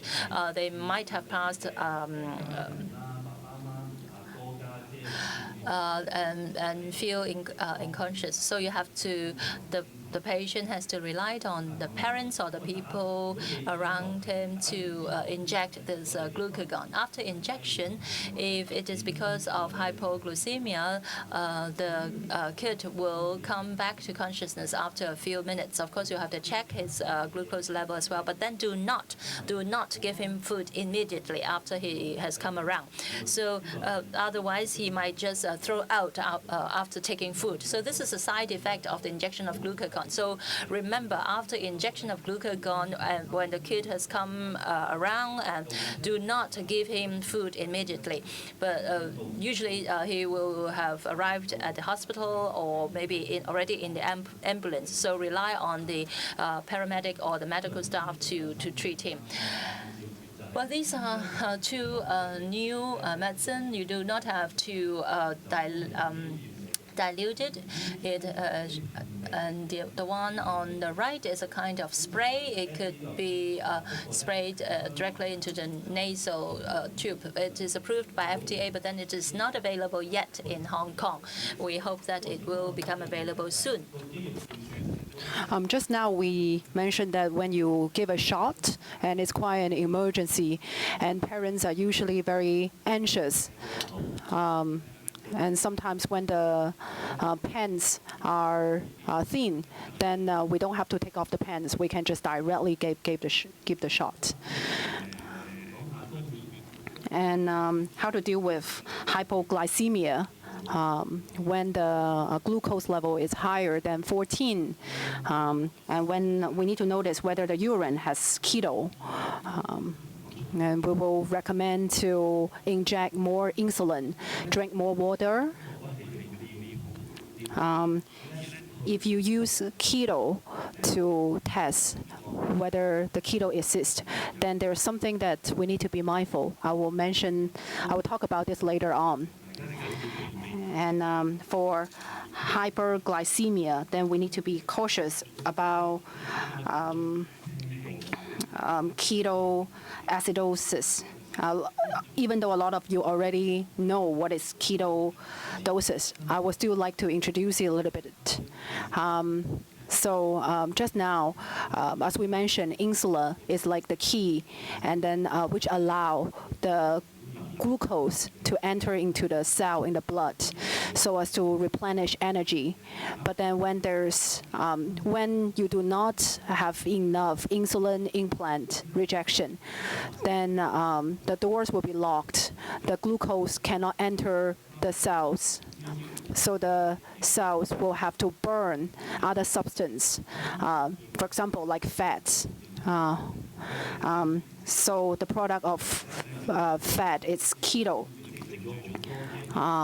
And then when your vascular has accumulated a lot of keto, then the keto needs to let go.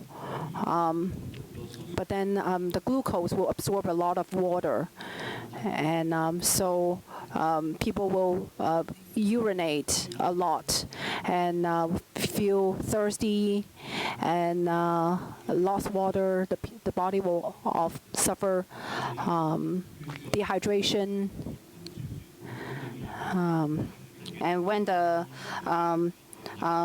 ketoacidosis accumulate in the body, there will be consequence. A lot of you, although already know what ketoacidosis is, but I still want to explain to you. There can be life risk for ketoacidosis. And then what is the symptoms of DKA? People will urinate a lot, dehydrated, and because you go to the toilet a lot, and you also suffer from hyperglycemia, and also it will result in weight loss. And when the body accumulate too much keto, and then people will have stomach ache and also feel vomiting. So we need the liver to let go of the acid. The most compensation will be people will suffer from coma when the kid lose conscious. Then we need to call the ambulance and give immediate treatment. So to check the keto level. The urine keto level, then most of parents' choice is to test the urine keto. And the sample paper, we can differentiate. And as we can see, there are different colors of the sample paper. And you can see the level of the keto by using the color of the paper. When there are lots of keto, then you need to be cautious. And when the kids suffer from hyperglycemia, then we need to see whether there's DKA symptoms. Some hospital can directly test the keto level in the blood by using some facility. But taking my hospital as an example, the hospital do not recommend to use the facility to test the blood keto.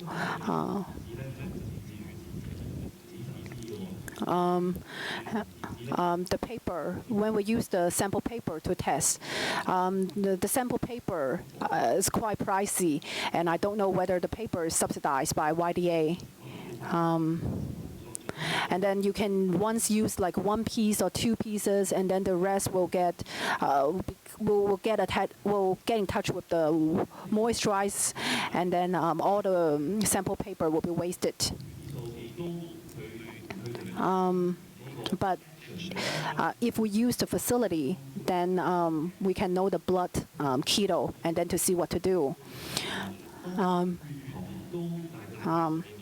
When the glucose is higher than 14, then it means that the body do not have enough insulin. But when you have high hyperglycemia, you will also have high keto, not just the hyperglycemia. When you don't have enough glucose, then the body will have to burn the fat so as to sustain the energy of the body. So drinking a lot of water and also eat digestible food can also help to replenish the glucose level, and then the keto level will decrease. And now I would like to talk about what to do when our kids are sick. We need to avoid dehydration, avoid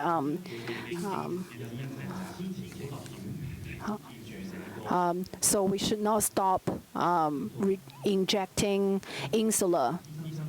We need to discuss with doctors if we need to decrease the glucose level.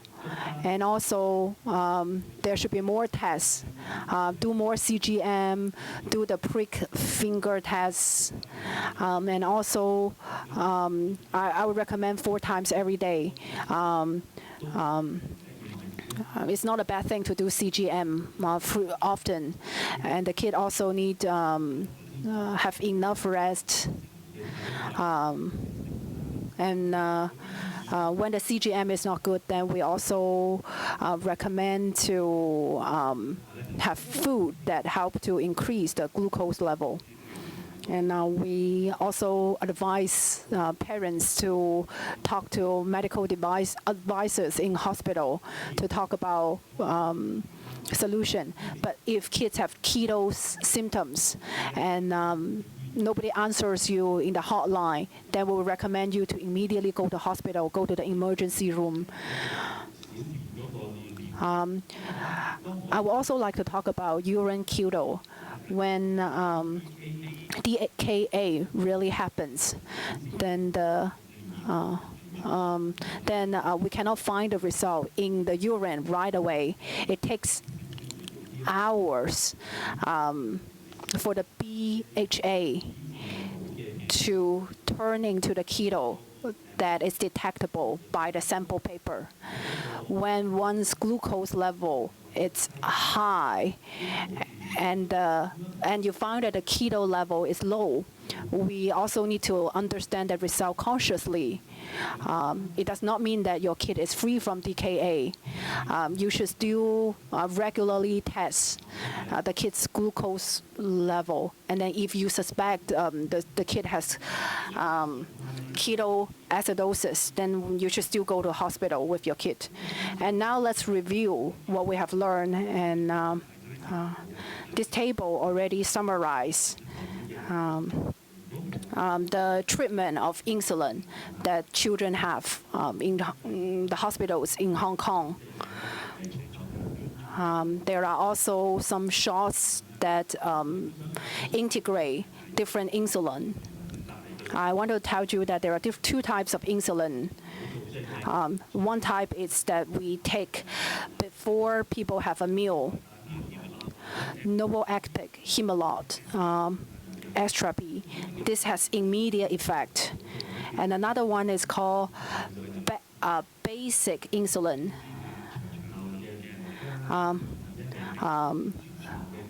It has long-term and even different long-term effects. And this kind of insulin help people to stabilize the glucose level at nighttime when people are asleep. So if you suffer from hyperglycemia, then you need to have an immediate, and you need to have insulin that has immediate effect, but it does not last long. So let me give you a test. When the glucose level is high, then you need to inject. Then which answer should you pick? So the answer is A, the immediate effect insulin shot instead of the long-term effect.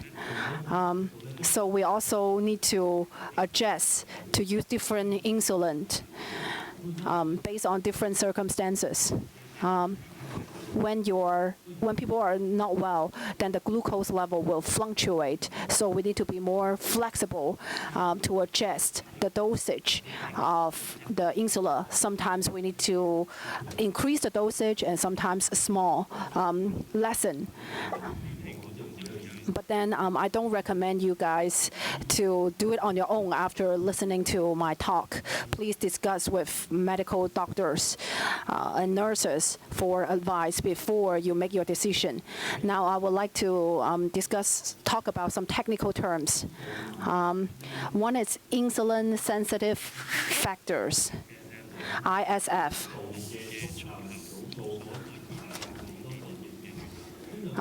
So to what extent of insulin can affect insulin-sensitive factors? So the long-term plus the immediate insulin, we need to divide it into 100, and so we get the ISF. If the doctor tells you that ISF is 3, if 1 degree of insulin can help to decrease 3 degree of glucose level. If before the meal it's 18.5 level of glucose, then you need to inject 3 extra immediate effect insulin. So what's the formula? So it's 18.5 and then minus 9, and then eventually the answer is 3.16. So you need to have insulin for 3.16 degree. Now my mind is in chaos. Some of the parents may say that I'm not good in doing maths. So some hospital will give you a formula, will give you this table.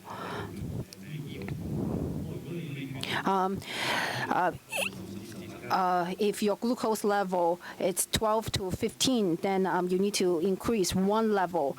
15 to 18, then you need to get another level, one more degree. But then the number may change. But then we are still talking about insulin that give immediate effect. And another technical term is carbohydrate ratio. Insulin to carbohydrate ratio. We're also talking about insulin has immediate effect. And so the formula is that we need to use 500 and then to divide the daily dosage. So for example, if your ICR is 10, then it means 1 unit of insulin can consume 10 grams of carbohydrate. So 1 spoon of rice means 10 grams of carbohydrate. So it means 1 unit of glucose. So you need 1 unit more of insulin. So this is just an example. If there's a patient who have consumed 50 grams of carbohydrate, and then this patient will need 9 units of insulin. And when this patient is not well, and then this patient choose to eat less, then this patient will also decrease the insulin units. If the patient eat 10 grams less of carbohydrate, then this patient will need 8 units of insulin. But then, of course, we're talking about other factors are constant.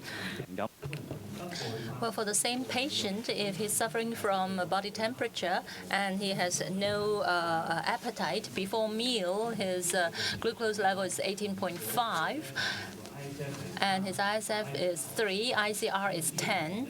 In that case, how much insulin should he be injected? Well, since you know that he should inject 1 unit less of insulin and his glucose level is 18.5, so based on this formula, 18.5 minus 9 divided by 3, that means he has to be injected 11 units of insulin. I hope this is clear to you. Is it clear? All right. Oh, that means you understand. All right. Okay, another test. What about under hypoglycemia? Well, this is based on what I've said just now. Well, I really want to check whether you are paying attention. That's all. Okay, if a patient suffers from hypoglycemia, what sort of food or drinks should he be taking in order to have the glucose level risen ASAP? If you remember the picture of a race between the rabbit and the turtles, I'm sure that you would choose B, right? Of course, not D nor C, right? Right, it should be B. That is half a glass of orange juice. If you do not have orange juice around, what should you choose? Come back to D or not? A. That's right. A or D, it's okay. Either one. Don't choose C in any case, all right? Okay, another test. If your kid is sick and the glucose level is 7 mmol/1 per liter, and there's a little level of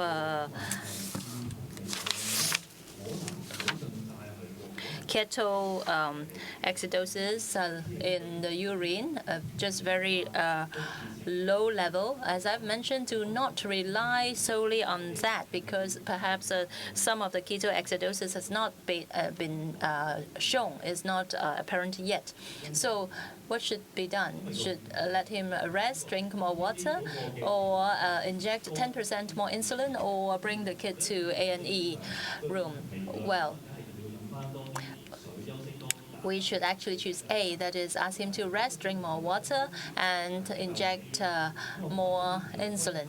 But if he starts throwing up, and there is the glucose level has risen, and there's higher level of ketoacidosis, well, of course, it should be C. Bring him to the hospital ASAP. Yeah, B, you could choose B as well, that is to inject 10% more of insulin. Well, in Hong Kong, it is very convenient. There are hospitals nearby, so you could just call 999 and bring him to the hospital ASAP. However, in overseas, it may not be that convenient. Hospital may be far away. In that case, you should choose B, that is to inject 10% more of insulin to him first. All right, I think time's up. I make a summary right now.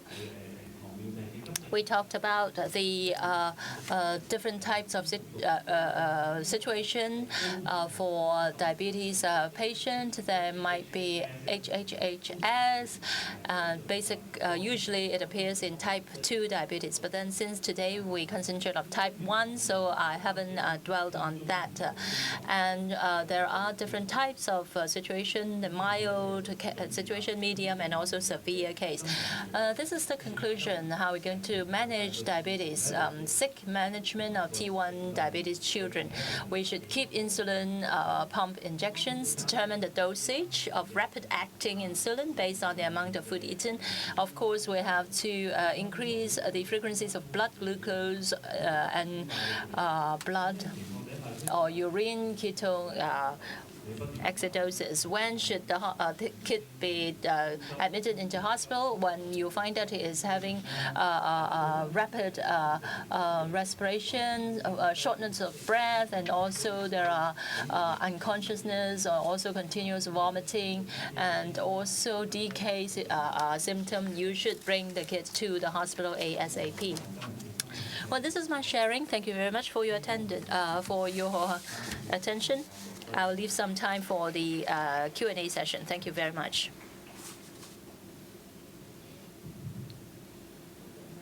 Thank you, Dr. Fu. Well, we heard about treatment and also we heard about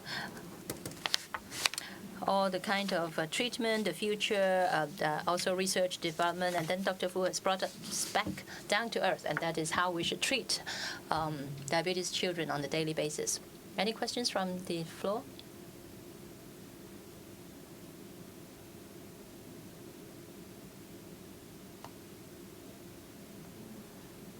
Thank you. If the child is very young, or maybe if the patient is a baby, basically just drinking milk, is there any way to let him absorb the kind of glucose in the milk in a slower pace when he suffers from hyper glucose situation? Well, in that case, of course, you should consult the nutritionist. But then, to answer your questions just out of my head, I would say that you should try to consider the injection of insulin instead of changing the formula intake. And second question. You mentioned about 10% more of injection of insulin, but if the glucose level is high, can we inject 20% more? Yes, you could. I just, let me go back to that page. Different places have a different approach in handling this situation. What I've mentioned just now are the practices in the places that I'm familiar with. Well, based on ISS, we decide on how much insulin should be injected. However, in other places, they use a different approach. They have to look at the glucose level and also the level of the keto level in the blood. Some mention 5%, some may decide on 10% or even 20%. So to simply answer your question in a more direct way, the answer is yes, you can increase the insulin level injection. Thank you, Dr. Fu, for your very detailed explanation. I have a question about CGM. For type 1 patients, they have a CGM problem, sometimes low, very low, around 3. The patient might say that I don't feel anything unusual. Well, if you're not sure whether the CGA indicator is accurate, do you suggest the parents to treat this as a hypo situation? Well, I thought you're asking me whether I would suggest the parent to prick the kid's finger to check the blood, check his blood glucose in his blood level. Well, there are a lot of children patients using CGM. For the newly installed CGM, it's not totally reliable. So under those situations, if the patients have not shown any apparent symptom, I would suggest that he should test through finger pricking. So if there are obvious symptoms, then even if you do not have any figures, you should treat it immediately. So to answer your question, I think under that situation, a patient without any symptoms, you should try to get his blood from his finger, prick his finger to check the sugar level. Thank you. Any other questions in the from the audience? Any other questions?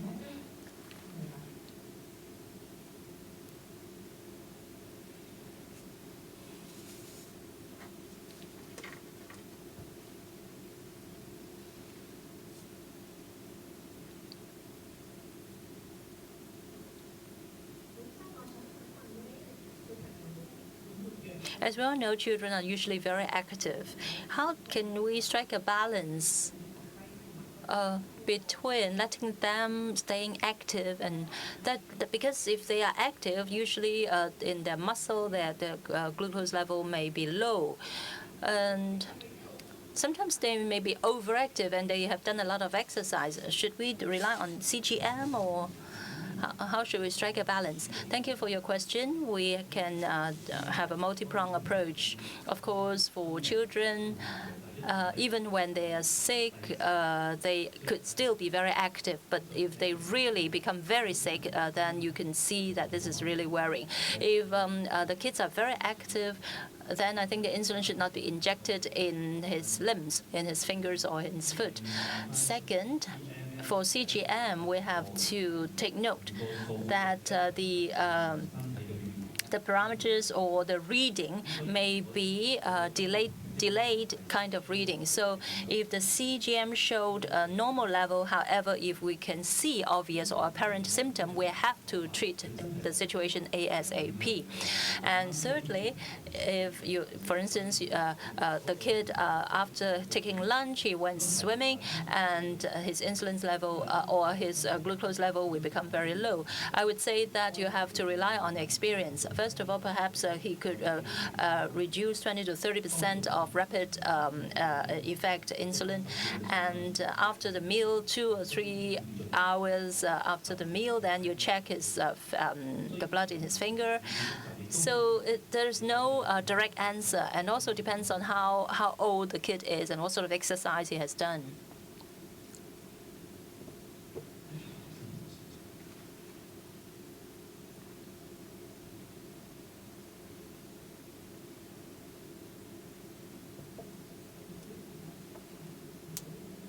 If the child vomits, there are some medication to stop vomiting. Should we give him that kind of medication in order to stop him from vomiting?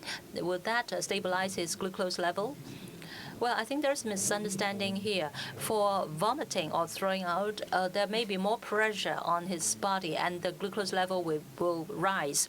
But then what we should be worried is that because he has thrown out, so what he has eaten cannot be absorbed by the body. So, well, it depends on whether he can continue to take in food after taking the anti-vomiting medication.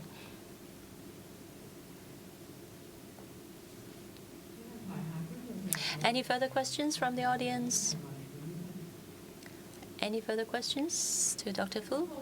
If not, we'd like to thank once again Dr. Fu for his sharing.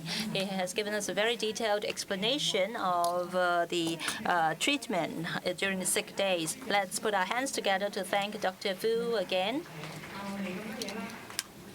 Has given us a lot of practical tips. Thank you, Dr. Fu. We would like to present a token of appreciation. Would Dr. Kwan and Dr. Pang please present a token of appreciation to Dr. Fu?